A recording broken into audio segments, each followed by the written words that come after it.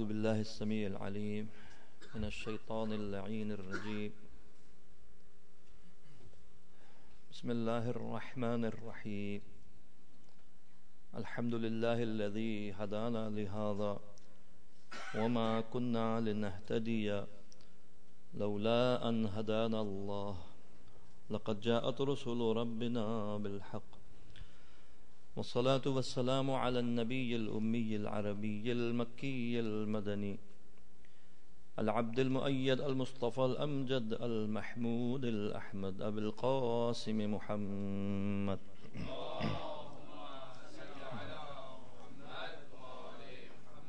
وعلى أهل بيته الطيبين الطاهرين المعصومين المظلومين الذين أذهب الله عنهم الرجس وطهرهم تطهيرا.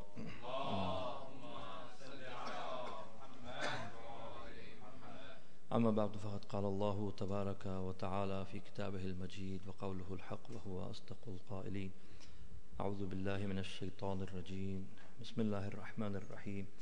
وما أرسلنا قبلك إلا رجالا نوحي إليهم فاسألوا أهل الذكر إن كنتم لا تعلمون وما جعلناهم جسدا لا يأكلون الطعام وما كانوا خالدين. صدق الله العلي العظيم.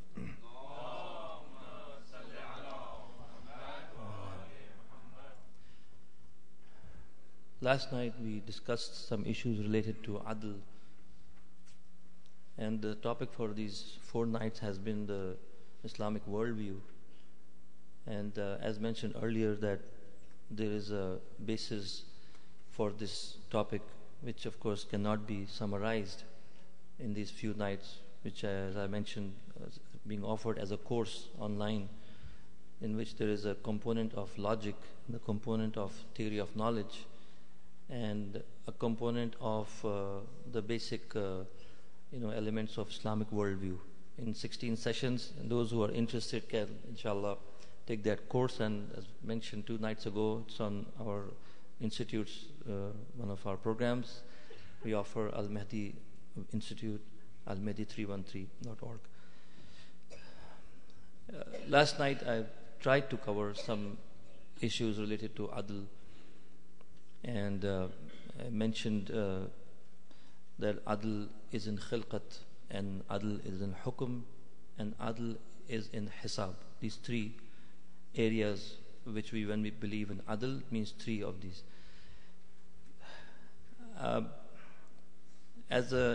In the order of things that we were discussing, we should have covered more aspects of this topic, but I thought that since the last night here, tonight I'll move to the next subject and combine the issues of Nabuwat and Imamat in areas where they have the commonality, and also to draw a boundary where we stand as against, for example, people who do not believe in this our worldview.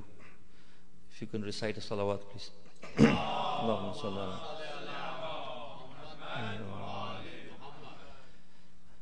ala. Regarding Nubuwwat, this ayat of Surah Al-Anbiya, 8th verse of Surah Al-Anbiya, Allah subhanahu wa ta'ala said, وَمَا أَرْسَلْنَا قَبْلَكَ, we did not send before you, O Prophet, except men who we revealed to. So you ask those among you who have the oracles. That's one translation of dhikr. Ask the people of dhikr, people of remembrance, people who Allah subhanahu wa ta'ala has granted that position that they can respond based on His will. If you do not know, ask them. Alaykum as-salam. Nubuwwat, or the belief in prophethood, is generally an issue which has been looked at differently from different perspectives. Of course, we will have our own statement about this, but as a general view, if you look at all the different ideologies in this world, all the different worldviews existing right now, either materialist worldviews or spiritual divine worldviews. This is the, we can summarize these views into a few which I will mention. There is a Marxist worldview which and people of that sort, that system of thinking, they say that prophets, they try to make sense of the phenomena of prophets. They try to make sense when they look at history and they say, for example, so many people rose up claiming to be prophets. So they had to somehow make sense of it, to explain who they were, and what they're saying, and how do they explain this nubuwwat in history. So they said nubuwwat, and this is a distorted and wrong view, of course. They said Anbiya, those who claim to be prophets, actually were individuals who were collaborating with the rich people. They were, for example, aristocrats, rulers, and prophets. They said they were together in exploiting the people. So, in their view, religion, since the Marxists, they believe religion is an opium for the masses.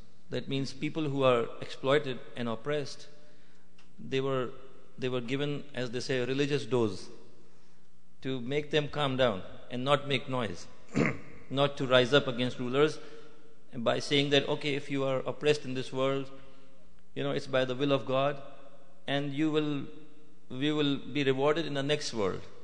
So bear the hardship in this world. In this context, the Marxists tried to explain the issue of nubuwwat also. They said those leaders of religion were also collaborating with the powerful people to try to keep the masses under control. A similar view, which a person called Nietzsche, is another philosopher, he said that prophets were people who were actually not rich people, they were poor people. Or they rather joined the ranks of the poor people and incited them, right? Encouraged them to rise up against the rich people and rise up against the powerful people to gain control of the masses and to basically win over the society, rule the society. So Nietzsche thought, he presented it this way, that again they are all trying to make sense of the religion, the issue of religion and the leaders of religion, and of course historically we believe leaders of religion were the Anbiya or their successors. So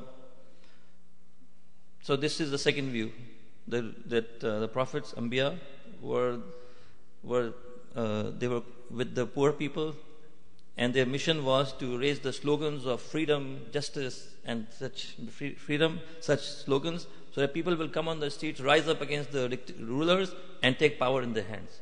So for them, it was the means to attain power. Materialists generally follow this view in the West. People who don't follow a religious, don't have a religious mindset, they follow this course. They follow Nietzsche's views. They say that prophets were actually such people. Now, why do they say this?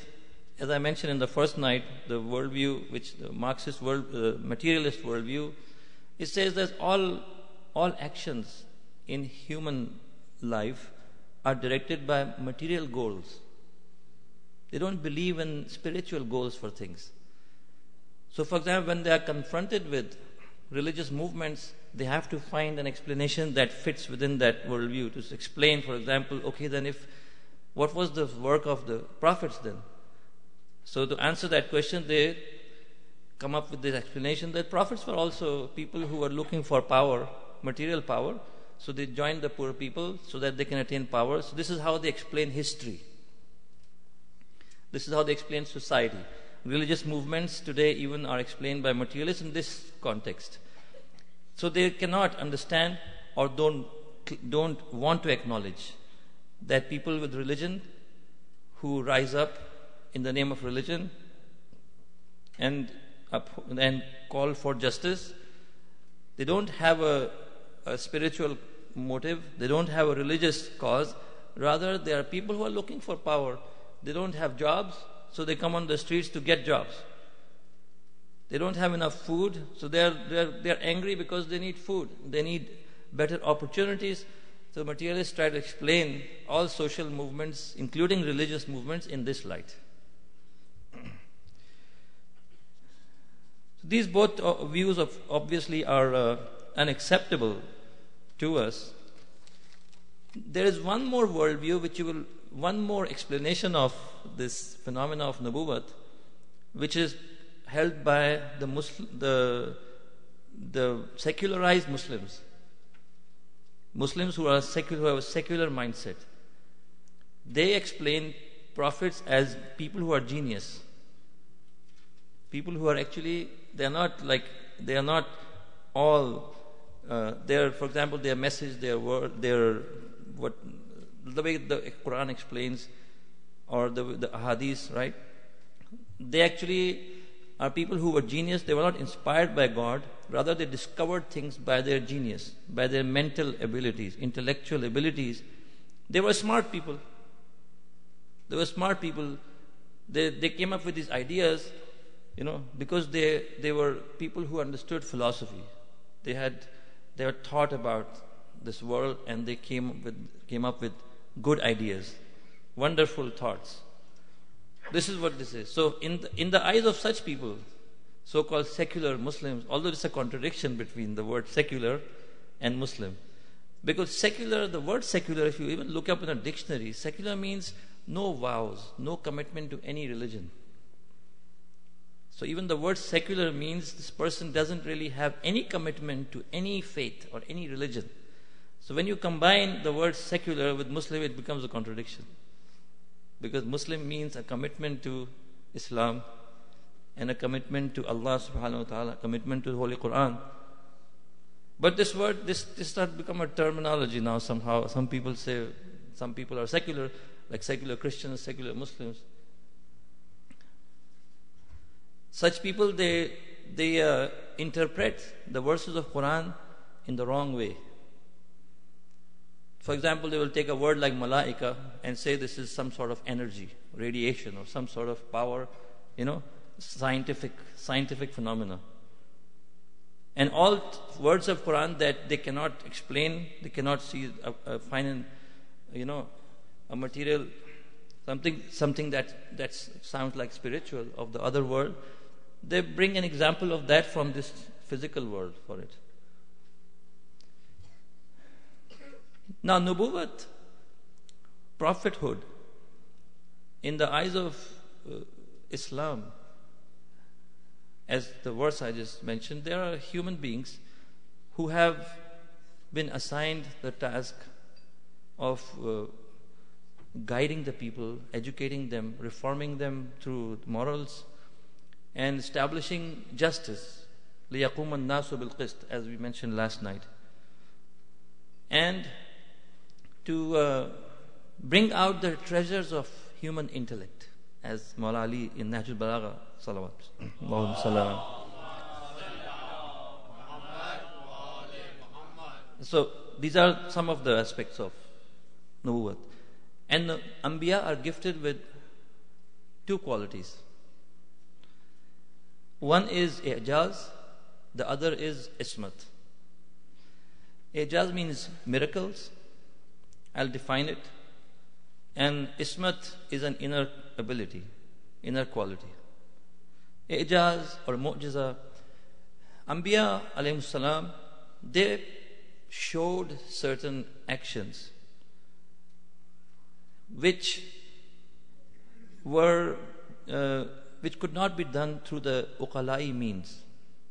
For example, they came up with some knowledge or certain actions that people could not learn those things through the means available in the society. For example, a person living in Makkah without going to a school, without going to a college, comes up with verses of this book, Holy Quran. Or, for example, Prophet Musa ala nabiyina wa alayhi salam, he came up with the science, right? Like he threw this stick and it turned into a snake or a serpent. This is not through the uqalai means, through the general means and resources available to learn these kind of things. You could not have attained this. In the time they lived in, although that art or that skill was prevalent. People, for example, in the time of Prophet Musa alayhi salam knew magic. And the people in the time of Prophet Isa alayhi salam were into medicine or similar things. But he gave cure to the blind. Prophet Musa did something which the magician failed to do. So they saw that this is not the thing we have mastered. Or the doctors, people of medicine, they saw that this is not something that you could acquire by learning, through learning. The means that are conventional means, right? They realized this. So when they saw that the sign this man is showing is a manifestation or an example of his achieving or is attaining or acquiring something without anyone in between, any human, for example, resource. So they believe that he has access to something superhuman, something beyond common human abilities, right? That transcends the limits that society has set, for learning, for doing these things. So when he speaks that God said to me, people will say, we will believe him.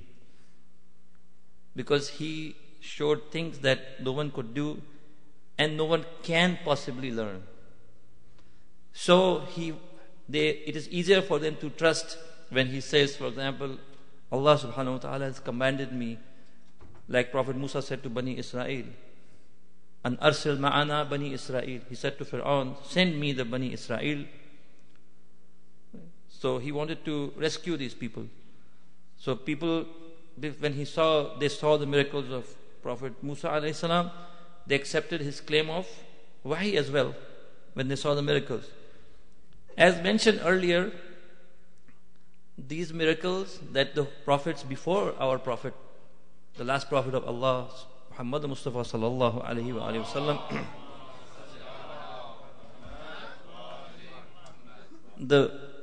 the miracles they showed were miracles that related to the human senses. They were hissi miracles, sensory miracles. But the miracle of the last prophet of Islam is an aqli miracle. Although there are certain miracles reported in history that were more physical in form. But the primary miracle, the main ayat of Allah, the main mu'jiza of our last prophet is the Holy Quran, which is an aqli mu'jiza. It is not, the miracle of Quran is not in its printing, for example. It's not in its size. It's in its meaning, in its content. Unlike all other miracles, right? Although other prophets also had scriptures, right? But this, first of all, they did not survive. But on the other hand, they were not the level of the Holy Quran. They did not contain, the contents were not like the contents of Holy Quran. In many ways they were different. The Holy Quran became the main miracle of our Prophet. So that's the mu'jiza, one part of Nubuwwat. And the other is Ismat. Ismat is again another quality of a person, of a human being, that prevents him from abstaining the wrong things, from whether they are sins or crimes or even errors in judgment, mistakes, right? He's kept away from those things. Both in his understanding, he has a deep ability His knowledge is so great, you know. And also the purity of his heart is such, his yaqeen is such, that neither does he make any mistake in receiving and conveying the revelation of Allah subhanahu wa ta'ala, right? Nor in practicing according to the practicing upon the commandments of Allah subhanahu wa ta'ala. Neither in narrating the actual wahi, nor in the practice of that wahi in his daily life. So it is the second one, the practical side of his personality, which I think most of us will appreciate that it is harder than the first one. The practical life, day-to-day life, right? Whether in private or public, whether so-called in the masjid or with his family, in the peacetime and in wartime. These things were these were the things which people saw of the Holy Prophet. The people even today who don't believe in the ismat of the Holy Prophet sallallahu alaihi wasallam, Allahumma salli, they are contradicting themselves. It is this second aspect that people saw in our Prophet, because of which they believed in the revelation. For example, if there were contradictions in his speech and his behaviors, or sometimes, na'uzubillah, he lied or he said things that was wrong, correct? He made wrong judgments, for example, na'uzubillah, or he said things that contradicted itself, or he made errors like that in speech or in actions. People would not even have accepted when he said, Jibreel came to me and he said this verse. People would say, he was, na'uzubillah, just lying or making mistakes. This is probably another one. Right? So for a person to say that the Holy Prophet was not ma'soom, he's contradicting himself. Because when he says this Quran is from Muhammad Mustafa sallallahu alayhi wa sallam, Allahumma sallam, then what is he saying actually? How did Quran come down? Quran did not come down from the sky and people saw it coming down and it got into the hands of the Prophet and he said, you saw it with your eyes, came from the heaven and here it is. Quran didn't come out like this, did it? Quran actually was compiled as a book towards the end of our Prophet's life. People were not given the book in the form of a book. As we all know, this Quran was revealed in the gradual process of revelation. It came in over a period of 23 years. So actually Quran was nothing but the words spoken by this Prophet. So the words spoken by the Prophet could not have been accepted by people if he didn't take his word as the perfect speech, that he cannot make any errors in his speech. People would not have trusted him if they did not believe in his ismat, that he never lies, he never cheats, he never makes a wrong statement or wrong assertion. He never makes error in reciting a verse. Because if a person is prone to mistakes, he can make a mistake very easily in even reciting a verse of Quran. But people took every word of our Prophet that he said in those times, and it was only later that the rulers tried to fabricate reports attributing them to our Prophet to malign, to distort the image of our Prophet among the people for political reasons. No, even the kuffar and mushrikeen of Makkah, they used to call him Sadiq and Amin. Sadiq, truthful. They never heard him say a lie. Never heard him. He said the right thing always. So it is a contradiction to say Prophet is not Masoom and then accept Quran. So if a Muslim is accepting Quran, he has no choice but to accept Muhammad Mustafa as the Masoom Nabi of Allah subhanahu wa ta'ala.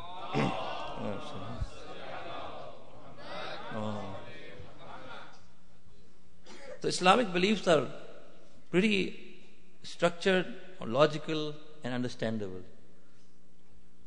A person who makes any changes in it, these changes are easily detectable. He's contradicting himself. Islam is a whole worldview, a package of beliefs. You cannot pick and choose. You cannot take some and leave everything else. Because when you leave even one portion of it, everything else falls apart. It affects everything else. What is the need of wahi? Human beings have aql. We have the ability to think. There are those who say, well, we have the ability to think, we can figure out things ourselves. So what is the need for the wahi? There is a verse of Holy Quran which says, وَأَنزَلَ عَلَيْكَ الْكِتَابَ وَالْحِكْمَةِ, and Allah subhanahu wa ta'ala revealed to you the kitab and hikmat. Kitab, shari'at, and hikmat, wisdom. وَعَلَّمَكَ مَا لَمْ تَكُنْ تَعْلَمْ, and He taught you what you were incapable of learning, incapable of knowing. It doesn't say, for example, Allah taught you what you did not know. Allah subhanahu wa ta'ala taught you what you did not know. For the other verse in Quran in Surah Alaq, it says, Allama al-insan ma lam ya'lam, right? But here it says, ma lam ya'lam means Allah taught the human beings what He did not know. But here the other verse of Quran says regarding the Holy Prophet of Islam only. And it is true for other human beings too, because in response, it is in regard to wahi. Why wahi is needed? Allamaka, Allah taught you, O Prophet, ma lam takun ta'lam, that you were incapable of learning. Wa kana fadlullahi alayka kabira, and the favor of Allah upon you was great. What is the thing that human beings are incapable of knowing? There are many things which we are incapable of knowing. Our intellect, for example, does not have the ability to understand a huge list of things. Whether they are laws, you see the differences in laws between countries, legislations are always being changed. Similarly, there are other things, facts of history, that just by thinking we cannot figure out. We have to find a reliable source to read and find out what happened in the previous generations. What's going to happen in the future, we have no way to know. By just thinking, we cannot figure out, for example, what will happen in future or what will happen after I die. I have no way of knowing it. If you look at, for example, legislations, Shariat. Well, they were in an event, in a conference, some parents came to me and said, our youngsters, our teenagers have some questions. They have issues with religion in general. So they came to me, 5 young men, they were high school students. They came and we were sitting together. And so I said, what's the question? Do you have a question? They said, religion in general. What is the need for it? Why do we follow religion? And they are children of Muslim families. So I said, do you agree, because you have intellect, right? Do you agree about the important things in life? Can you figure out things? He said, well, we do research, we study, we learn things in colleges, universities, we figure out things. I said, if I give you a small problem, can you give me a solution for this problem? They said, yes. What is that? I said, imagine a person who breaks into a house and causes fear and takes out the valuables, Correct? There's a gun in his hand and runs off with this money. Children are terrified in the family. Everyone is scared. No one gets hurt. He runs off with it, the valuable jewelry, cash. What's the punishment for this person? What's the punishment? What's the sentence? If you were the judge, how would you decide this case? What would you do with it? So I said, you start, brother. The first person said, I think this man should be hanged. I said, okay, how about you? He said, I think he should be given a life sentence. I said, what about you? He said, I said, life sentence is too much. He should be put in jail for 20 years. I said, how about you? He said he should have beaten badly, real bad, So he learned his lesson because he tortured them emotionally. You should torture them. Okay, how about you? He said something like that. Throw him from a cliff or something. I said, you are 5 people sitting here and you're all, mashallah, smart young men going to college, high school, and you cannot agree on this punishment. I said, I give you 10 minutes. Okay, think about it. Figure out together, figure out. Can you reach a consensus? Tell me, what would be the right punishment? They said, no. I said, and you know what, you are, for example, you are raised in this country. If you ask a person in another country, he'll have probably another view. Different views about this subject. Similarly, punishment for rape, for example. Punishment for all other things, different things, Crimes out there. What is the punishment for them? Can you agree? It couldn't come out. You can't figure out. Human beings don't have an agreement on these issues. There's no way you can have a unified answer for these questions. And it's a small case. Very small case. What about dividing the inheritance among relatives? How would you divide it? If right now we ask ourselves, if without any reference to Islam, we try to figure out ourselves, okay, a person leaves behind $1 million, cash and assets, whatever, how do you divide it? The only other source of reference you might use is the law of the country. That's it. Who has made the law? People like you and me. They came together, debated this issue. After a lot of discussion, they said, okay, this is how we should divide. Or leave it to the person, surviving member, to decide whatever. Right? So these are things that human beings... I'm just giving a very small example of the fact that Allah subhanahu wa ta'ala taught our Prophet things that the Prophet as a human being was incapable of knowing. And there are the endless list of things which human beings cannot answer, cannot understand. So wahi is needed. Some source is needed which will say, okay, things which fall beyond the domain of human intellect, they fall in what is called intellectual void. Right? That intellectual void will be filled through revelation. Revelation or wahi will fill the huge void in human life. If you don't have access to that source, all human beings come together, they cannot reach a consensus. They cannot understand these things, cannot answer these questions. Right? Salawat.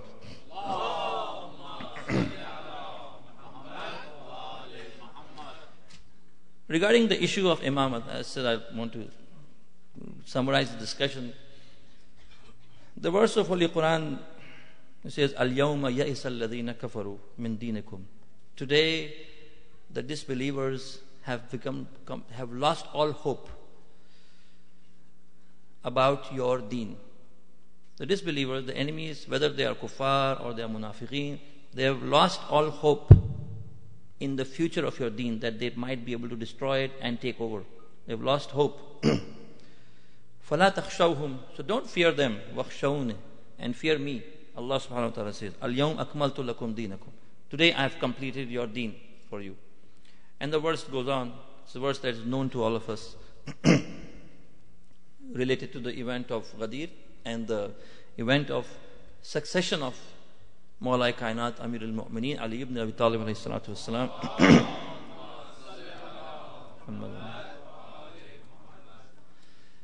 So in relation to Imamat and this verse that's using to just open our minds, that Allah subhanahu wa ta'ala, because He is the creator, and because He is the Rabb, right, and because He is the Ma'bud, Ilah, so He is the creator and He is the Lord who sustains everything and guides everything, and to its right course and on its right path. And also the fact that therefore He is the Ma'bud, that we worship Him, obey Him, because due to all these three things, He has the Haqqul Mawlaviyat upon us. He has the ultimate authority over us. His authority has no limits. It's very important to understand this point, where we belong as Shia Muslims, following the right Islamic worldview, correct understanding of who we are in relation to Allah subhanahu wa ta'ala. And it's key issue in understanding Imamat as well. He has the ultimate authority, Wilayat Mutlaqa. His Wilayat, His authority over us has no limits, no conditions. It's ultimate, absolute Wilayat and authority over creation. What does that mean, absolute authority? Well, absolute authority is in two spheres. One is in nature. He really has absolute authority. For example, He sends rain, He sustains everything, right? He gives us food, He keeps our body alive. We don't have ikhtiyar over our life and death. Over our heartbeats, for instance, functioning of our systems of our body, we don't have control over it. And that's what the Holy Quran means, that every particle in the universe prostrates to Allah and glorifies Him. Even the bodies of kuffar, they are glorifying Allah subhanahu wa ta'ala. The particles of their body are in tasbih of Allah, in taqdees of Allah subhanahu wa ta'ala, and praising Allah subhanahu wa ta'ala. Correct? Now they willingly don't do it. Kuffar, they don't believe in Allah. Atheists, for instance, don't believe in God, but their existence is all in submission to Allah subhanahu wa ta'ala. That's one aspect of His absolute authority. The other aspect of His absolute authority and wilayat over everything is that He deserves ita'at through ikhtiyar, obedience through choice, that we choose to obey Him, that we should and we must choose to first accept Him, know Him, accept Him as our Rabb and Ma'bud, and obey His command, obey what He demands from us. So far it's pretty clear. So far this is what absolute authority means to us. If you talk in this language to a non-Shia person, for example, he might say, yes, makes sense. Makes sense, right? Okay. To me, as a person, what does this mean really? Absolute obedience by choice. What does that mean?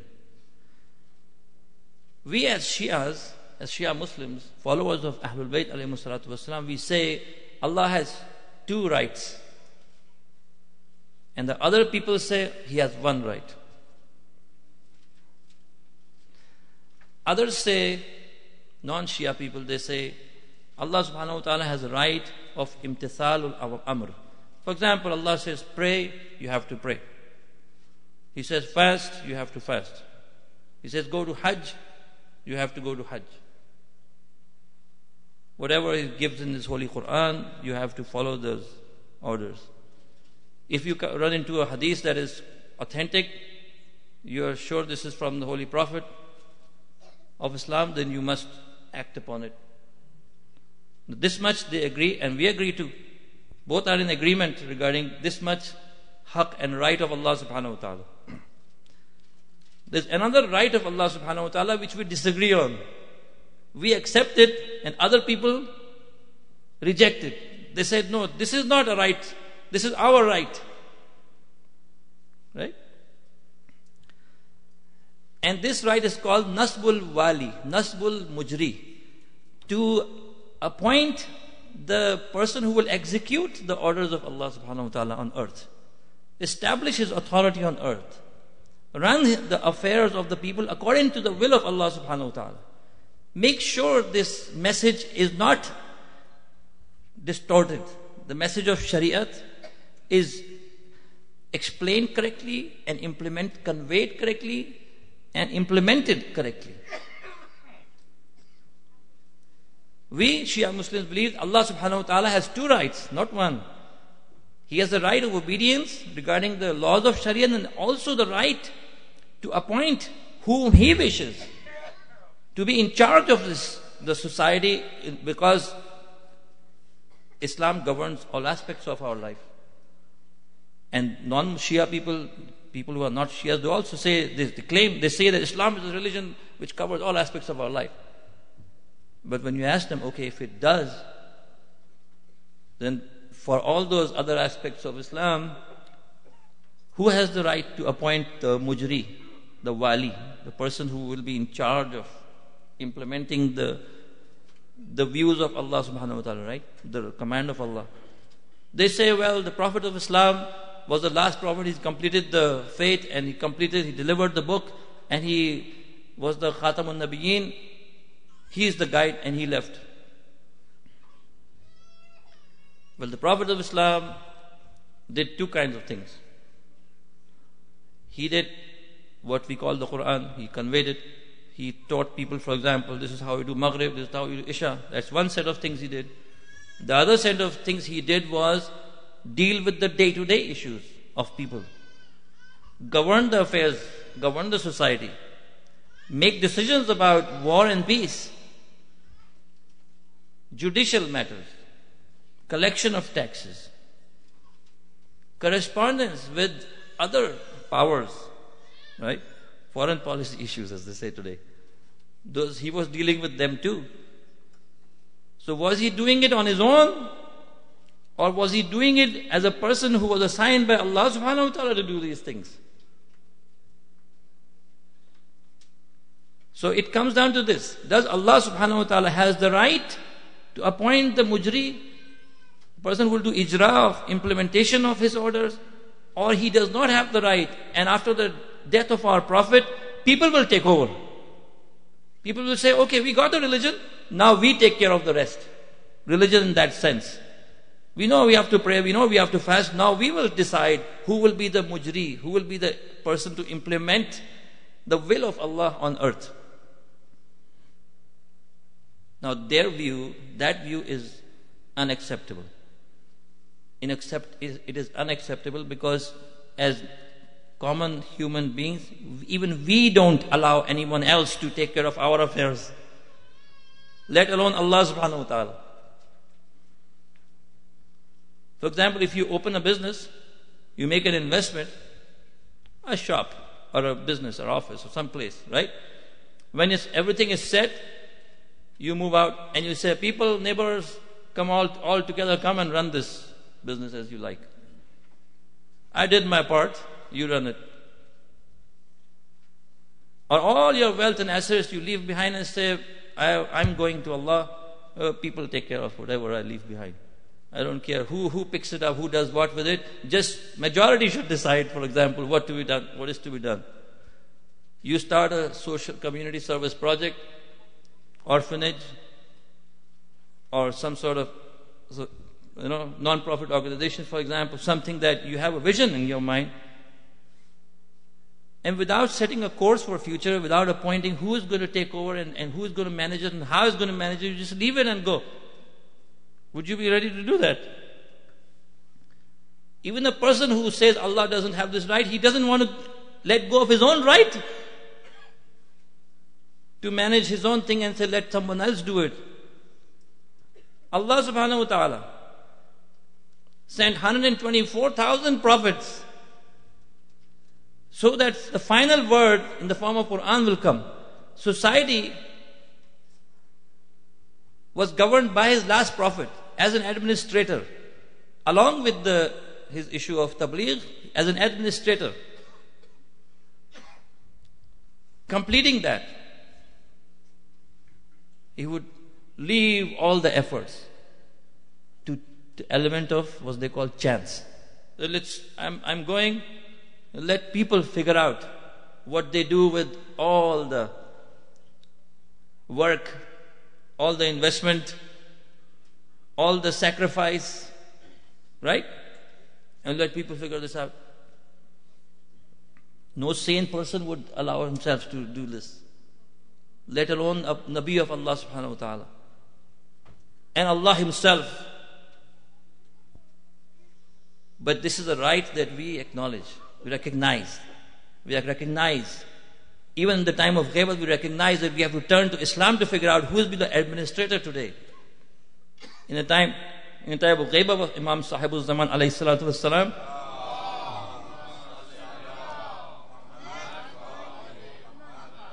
we believe that this second right of Allah subhanahu wa ta'ala has to somehow come from the heart of Shariat of the Holy Prophet. It cannot be decided by the vote of the majority. It cannot be decided by people. It has to come from Shariat. There has to be a program given within the Shariat to take care of this problem. That's why we turn to Ahlul Bayt. We say with Imam, when he was leaving for ghaibat, when his ghaibat was starting, did he give any guidance regarding this matter? You will collect the sayings of Imam. Thousands of ahadith, tawqi'at from Imam there, or about the ghaibat of Imam from other Imams. You will find a reference. You'll find a lot of sayings of Imam alayhi salatu. For example, you say, Ammal havadisul waqi'a farji'u fiha ila rubati hadithana. In the current affairs, havadisul waqi'a of your time, turn towards the narrators of our hadith. People who have the knowledge of the hadith of Ali Muhammad alayhi salatu wassalam. Salawat.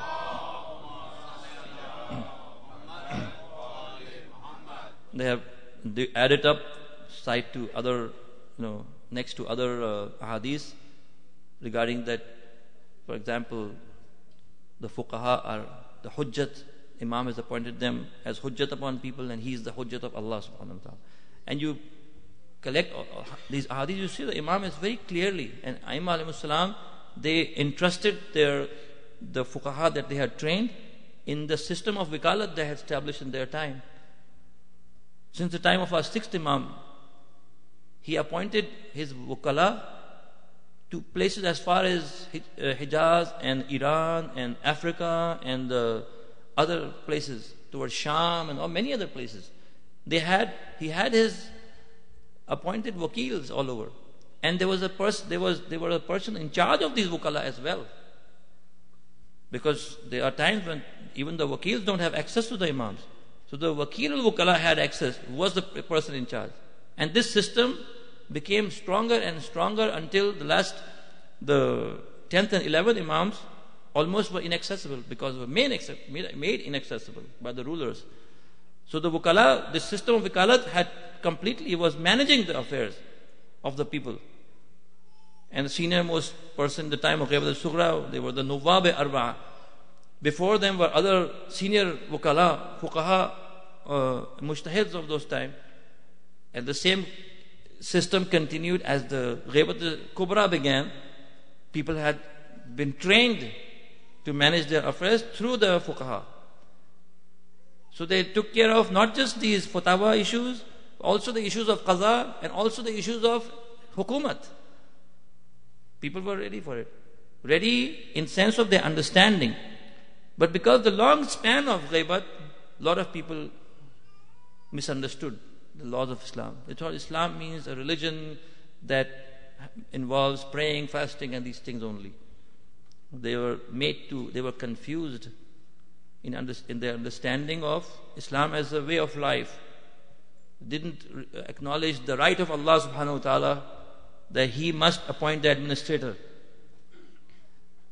And Alhamdulillah Rabbil Alameen, in our times, the changes that have happened, the awakening, the awareness brought about by the great leader of Islamic revolution, Imam Khomeini, Ridwanullah ta'ala alayhi salawat.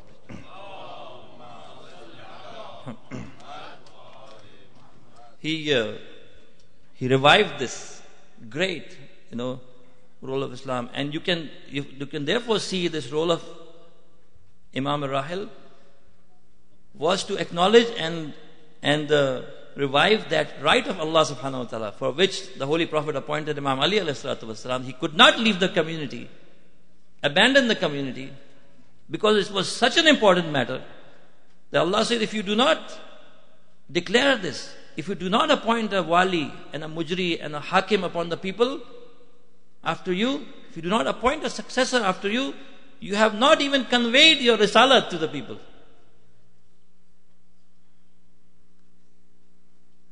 Not having a legitimate ruler means that the media is in the hands of corrupt individuals. Media that was doing la'nat and sabbu shatm of Imam Ali alayhi salam for many years,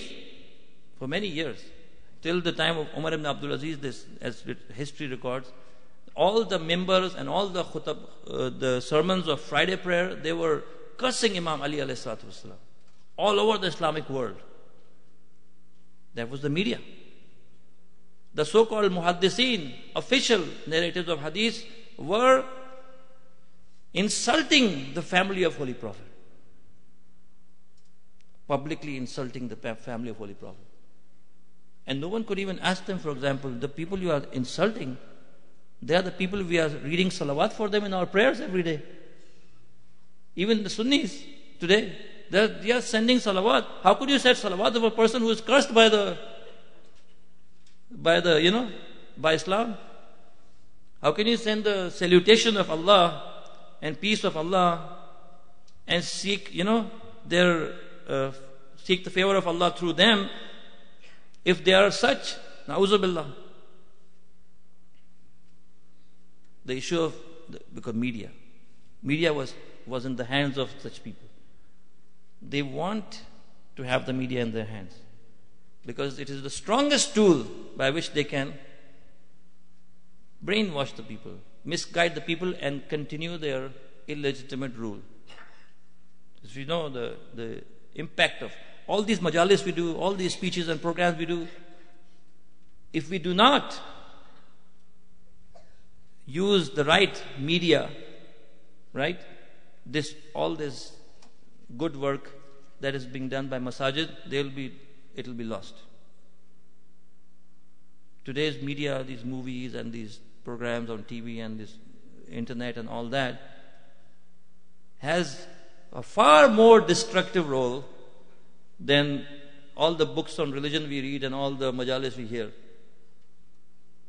because it captures our imagination, it distorts our worldview, it confuses us, and it takes us to the animal side, takes us to the side that is not human. And Islam came to bring out our intellect, enrich our minds, strengthen our faith, prepare us for the other life, as we said in the first discussion, to recognize what dunya really is. In as simple an issue like what dunya really is. Dunya is a place for temporary stay. And they are encouraging us, the media is encouraging us to live in a dream world, in a fantasy, world of fantasy. Plan our futures as if we are living here forever. Entertain ourselves with things and ideas and beliefs and possessions that others will enjoy. The real dunya that we have is the food that we have really consumed. That's the dunya. All others in the mind. It doesn't even belong to us. The valuable, for example, the means of transport a person would own, expensive car. Is it really his? Something can be stolen in 5 minutes. How can it be yours? It's not your milkiyat really. If it's your mal, then you cannot, nobody can take it away from you. It's not your mal then. You say, my house, if you don't pay one more installment, this month is gone. It's foreclosed. It's now just all the homes are being foreclosed now. A lot of them. So this is not. They're encouraging us to accept, to believe, to think. Rather, not to think, to imagine that this that we have around us is ours, and that we can make of our lives whatever we wish. This appeal to our senses, this appeal to our imagination and khayal is what weakens our intellect. It weakens our ability to think right.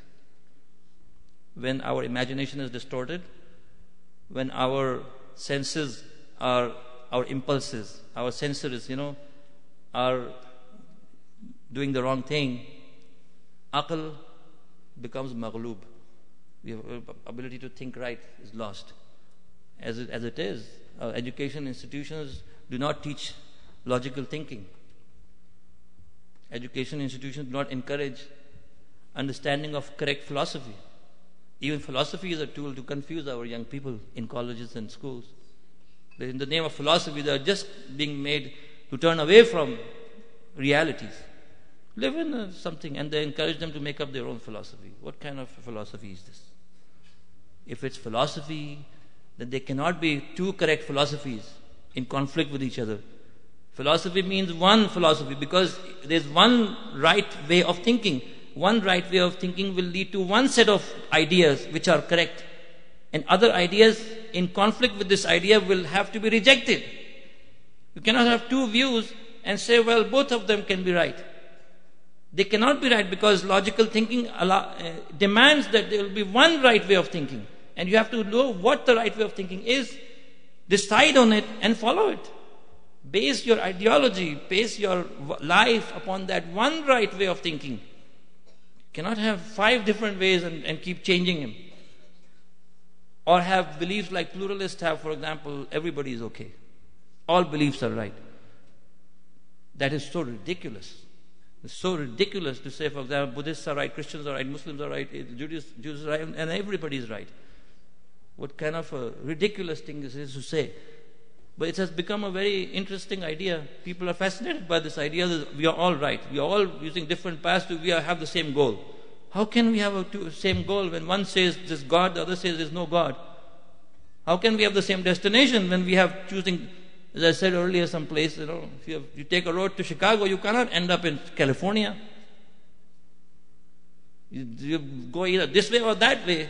You cannot end up at the same place if you go in different direction. But philosophy is being taught like this. Alhamdulillah, the issue of Nabuwat it demands from us to understand, for example, what is the importance of wahi?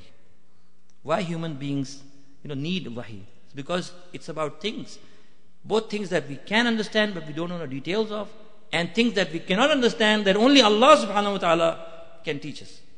And the issue of imamat is about things that both relate to Nabuwat, explanation and understanding of it, and also things that relate to the daily affairs. That Imam Masoom, it's his work, it's his position to do that, and in this time of his ghaibat, it's his authority to appoint who will guide people in a day-to-day affairs. Salawat.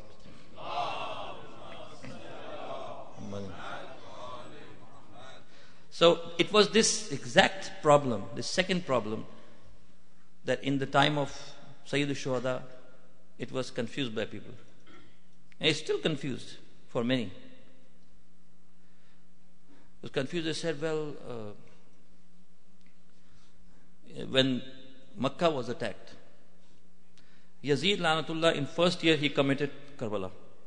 The second year he attacked Medina, ransacked the city, committed crimes against humanity. Then the third year he attacked Makkah and, committed sacrilege and all of those things and burned down Kaaba. Third year of Yazid's rule. 3 years he lived, and then he died. During that attack on Makkah, Yazid died. Now, the people who were Yazid's forces that were attacking Kaaba, as Allama Murtaza Askari, he has collected all the reports from the books of history that are generally agreed on, Al-Sunnah and Shia both. He says that these soldiers were entering the Haram and they were saying, how can we burn this Kaaba? And they were saying, well, Yazid says that we burn this Kaaba down, and Allah subhanahu wa ta'ala says you respect this house and don't burn it. And they said, but we will accept the order of Yazid because he is the ruler. And they burned down the house anyway. And when they were entering Masjid al-Haram, there were these pigeons. Allama Murtaza says there were pigeons in the Haram, They said, don't hurt these pigeons, because they belong to the house of Allah subhanahu wa ta'ala. And they burned down the Kaaba. So nobody has the sense to say that this is the house of Allah because of which you are respecting these pigeons. And you are burning down the house, and you are respecting the pigeons, birds of this house. What kind of belief system is this? Because they are separated authority from religion. This religion is about prayer and fasting. Authority belongs to someone else, and it is in the hands of people to decide who will take care of that. Yazid was living in this illusion. Of course, he was there's no word to explain the evilness of this person. And Imam Sayyid al-Shuhada knew him very well, who he is and where the future is going to be. وَعَلَى الْإِسْلَامِ السَّلَامِ إِذْ قَدْ بُلِيَتِ الْأُمَّةُ بِرَاعٍ مِثْلُ يَزِيدٍ. After demand of allegiance, Sayyid al-Shuhada, he was met with this Marwan, La'natullah. He said, I have an advice for you. Imam said, I am listening. He said, my advice to you is that you give allegiance to Yazid. This is good for your dunya and akhirah. Imam alayhi salam said, Inna lillahi wa inna ilayhi raji'un. Wa ala al-Islam is-salam. This is the end of Islam. If people are ruled by a person if Islam is tried with a problem like Yazid, if Islam is plagued, Muslim society is plagued with a ruler like Yazid, right? And it was the son of Sayyid al-Shuhada in Sham, Imam Sajjad alayhi salam. First day, the Usara were brought into the court, and it was the speech of Zainab that opened the eyes of people. There were the ambassadors from different countries that didn't know, they thought there's some celebration going on. And they asked, whose head is it? This is the head of Hussein ibn Ali. They said, I don't understand. The ambassador of Rome, he said, I don't understand. Who was his mother? They said, Hussein ibn Fatima. He said, Hussein, the son of Fatima. Which Fatima? He said, Fatima bint Muhammad. The Fatima, the daughter of your prophet Muhammad.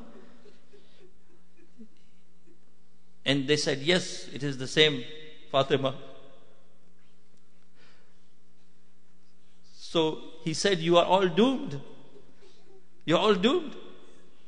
I belong to the 50th generation after Prophet Dawood alayhi salam. And people, if I pass through a street, people pick up the dust under my feet. They said, this is a Nabi Zada, this is a son, descendant of a prophet. Respect him. And it's just been a few years. Your prophet passed away, and you have killed his grandson, and you bring his head, and you insult it, and you celebrate this. Yazid said, grab him and kill him.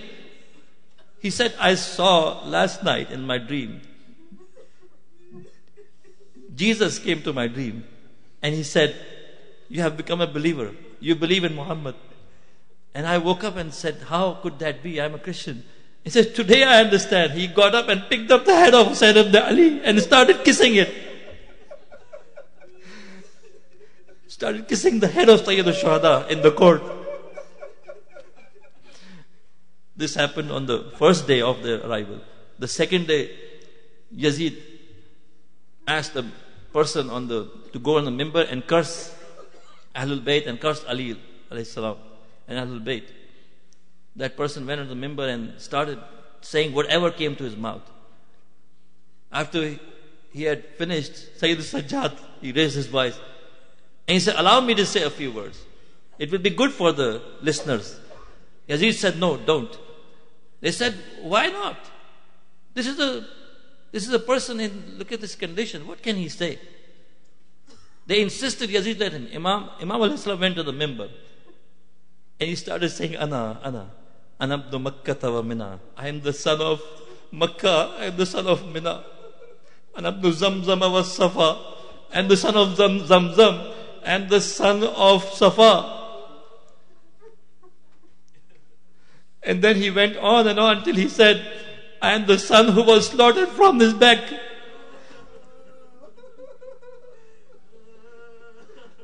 And I am the son of one whose Abba and Amama were snatched from him.